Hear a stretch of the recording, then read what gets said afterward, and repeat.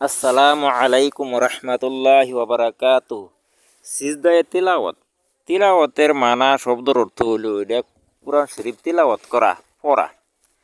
কোরআন শরীফের মধ্যে 14টা এরকম জায়গা আছে যেটি পড়লে বা শুনলে দুইজনের রূপে সবের রূপে সিজদা করা ওয়াজিব।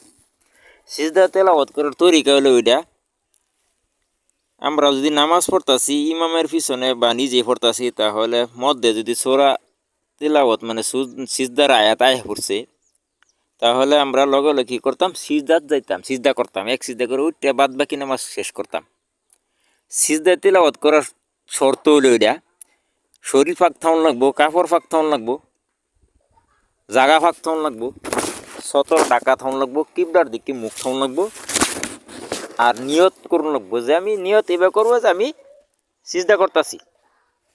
মাসালা হইল এটা, যেগুলি বস্তুর দ্বারা নামাজ ফাঁসিদ হয়ে যায় এগুলি বস্তুর দ্বারা সিজদা তিলাওয়াত ফাঁসিদ হয়ে যায়। আরেকটা মাসলা হলো এটা, আমরা যদি সিজদা তিলাওয়াত করতেছি মধ্যে বা ফার্স্টে সিজদা তিলাওয়াত একই মজলিসের মধ্যে এক জায়গাত বয়ে কয়েকবার সিজদা তিলাওয়াত আমরা হরিয়ালছি, একটাই বারে বারে হরিয়ালছি, সবির রূপে একবার সিজদা করাই ওয়াজিব, বারে বারে সিজদা করুন লাগতো না।